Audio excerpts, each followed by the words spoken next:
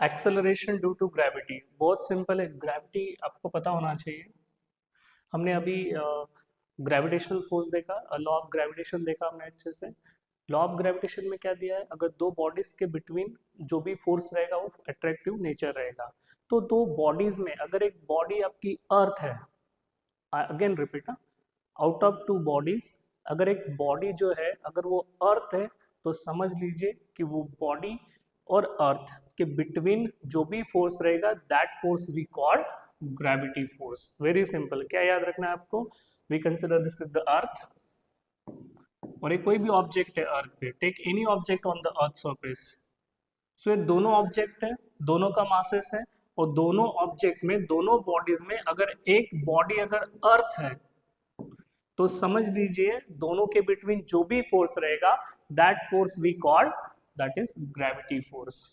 Very simple. तो हमें पता है what is the law of gravitation, G m1 m2 upon r square, और according to the force equal to mass into acceleration that is mg.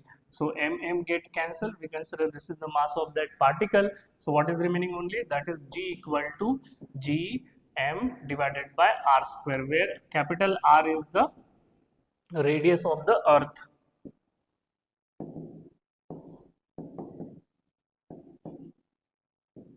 और m क्या रहेगा, मास of the अर्थ।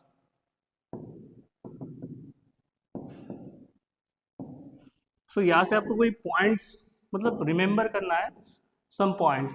सो देखो यहाँ पे जो भी ऑब्जेक्ट है हमने कंसिडर किया ये pen that is the object, और पेन और अर्थ के बिटवीन जो भी फोर्स रहेगा that force we call gravity force.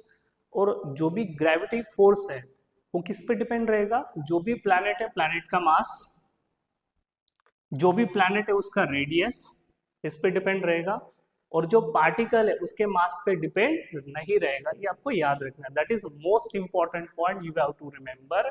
The acceleration due to gravity does not depends on the mass of the particle. The value of acceleration due to gravity does not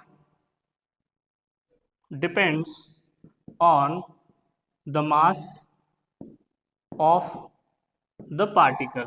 particle ले लीजिए या फिर body ले लीजिए, what ever you consider. ये point आपको याद रखना है, बहुत ही सिंपल है और बहुत ही इंपॉर्टेंट है। नेक्स्ट हमें अभी वेरिएशन देखना है। What is the variation in the value of acceleration due to gravity. तो सिंपल हम अर्थ का डायग्राम निकालते हैं। This is the diagram of earth. So ये आपका सरफेस, ये हमने कंसिडर किया दैट इज सेंटर, और ये यहाँ पे कुछ सम हाइट पे ऑब्जेक्ट है। सो ये जो है आपका R h that is at certain height. So at height h, then depth below, और लास्ट वाला latitude. So you have to remember the four formulas. So first तो हमने complete कर लिया, that is g equal to gm upon r square. This is the first formula. Second formula आपको याद रखना है height के लिए same, अगर g of h equal to gm divided by, तो r कैसे replace होगा, that is h plus r. So r plus h bracket square, और one more formula। अब इसको solve करने के बाद और एक फार्मूला आता है वो आपको याद रखना है, बहुत ही इंपॉर्टेंट फार्मूला है। यहाँ से आप एक या दो एग्जाम्पल सॉल्व कर लोगे। So that is g h. G h means the acceleration due to gravity at height h above the earth surface. So remember g acceleration due to gravity on the earth surface 1 minus 2 times h divided by r. ये formula आपको याद रखना है for height के लिए। Second वाला formula for depth. So depth का meaning बहुत सिंपल है, अगर अर्थ सरफेस के बिलो अगर ऑब्जेक्ट जा रहा है towards the centre of the earth, तो आपको डेप्थ मेजर करना है from surface to that object, मतलब वो पॉइंट तक आपको डेप्थ मेजर करना है।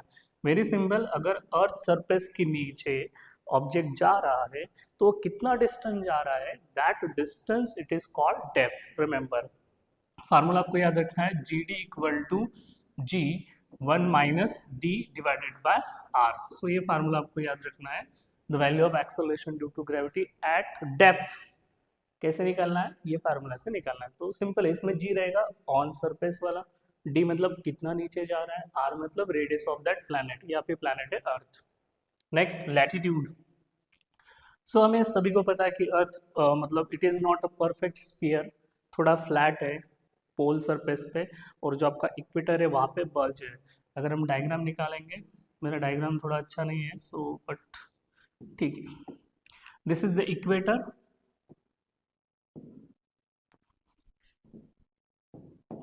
और ये आपका पोल है। और लैटिट्यूड, लैटिट्यूड मतलब सिंपल ये वाला लाइन, इक्वेटर से जो भी, सो इक्वेटर से अगर हम यहाँ से मेजर करेंगे तो एंगल बनेगा 90 डिग्री का। सो रेडियस कहाँ पे ज़्यादा है, इक्वेटर पे रेडियस ज़्यादा है इक्वेटर पे रेडियस ज़्यादा है और पोल पे रेडियस कम है, मतलब distance from the centre to the pole point कम है as compare to the distance from the equator. और लैटिट्यूड का फार्मूला आपको याद रखना है, बहुत सिंपल है, g equal to, that is for latitude g dash equal to g minus r omega square cos square that is alpha.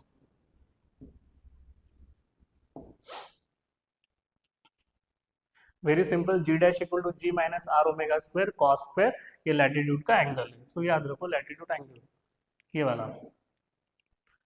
Next, और एक आपको याद रखना है कि ज़्यादा मैक्सिमम वैल्यू कहाँ पे रहेगा, तो याद रखिए जो भी सरफेस है, सरफेस पे एक्सेलरेशन ड्यू टू ग्रेविटी का वैल्यू ज़्यादा है, हम सभी को पता है, दैट इज 9.81। हाँ, ये बहुत इंपॉर्टेंट इंटरेस्टिंग क्वेश्चन है कि 9.81 हमने कैसे काउंट किया। सो वेरी सिंपल है, ये स्टैंडर्ड फार्मूला है। यहाँ पे मास ऑफ द अर्थ पुट कर दिया, उसके बाद रेडियस जो है अर्थ का उसका वैल्यू हमने सब सब्सटीट्यूट कर दिया, और जी का वैल्यू तो हमें पता है 6.67 इंटू -11 वाला। तो आफ्टर सब्सटीट्यूशन इसको कैलकुलेट किया, आफ्टर द कैलकुलेशन हमें वैल्यू मिला 9.81, मतलब अर्थ के सरफेस पे जो वैल्यू है एक्सेलरेशन ड्यू टू ग्रेविटी का 9.81 है। सेकेंड, अगर हम away from the earth surface जाएंगे sorry what happen in that case, अगर आप away from the earth surface जाएंगे ऊपर तो आपका h का वैल्यू बढ़ेगा। अगर h का वैल्यू बढ़ेगा, डिनोमिनेटर बढ़ेगा तो न्यूमरेटर कम हो जाएगा। सो डेफिनेटली हम कंक्लूड कर लेंगे कि above the surface of the अर्थ जैसे भी ऑब्जेक्ट ऊपर जाएगा उसका एक्सेलरेशन ड्यू टू ग्रेविटी का वैल्यू कम हो जाएगा।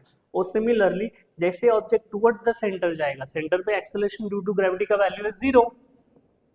अगर टुवर्ड्स 0 जाएगा, वैल्यू टुवर्ड्स 0 जाएगा मतलब डेफिनेटली वैल्यू क्या होगा, कम हो जाएगा। तो आपको ग्राफ पता होना चाहिए, ग्राफ इज वेरी सिंपल।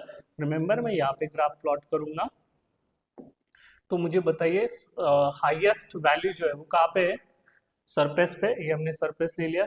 इसके बाद क्या होगा, away from the surface decrease होगा और यहाँ से इंक्रीज होगा। तो ये ग्राफ याद रखना है। सेंटर पे कितना है, the value of acceleration due to gravity, centre पे 0 है। जैसे हम टुवर्ड्स द सरफेस जाएंगे उसका वैल्यू इंक्रीज होगा, सरफेस पे वैल्यू मैक्सिमम है, कितना वैल्यू सरफेस पे, दैट इज 9.81, यहाँ पे 0। और अवे फ्रॉम अगर हम जाएंगे away from the earth surface तो इसका वैल्यू डिक्रीज होते जाएगा, और जहाँ पे वैल्यू 0 आ गया समझ लीजिए वहां से फ्री स्पेस स्टार्ट हो गया। तो इतना सिंपल है, आपको याद रखना। तो आप जल्दी से रिकैप कीजिए फार्मूला, उसके बाद वेरिएशन का फार्मूला, देन डेप्थ का फार्मूला, और नेक्स्ट लैटिट्यूड का फार्मूला। यहाँ पे 2-3 लेटर्स है, मतलब लैम्बडा यूज होता है शायद। So remember, take the screenshot.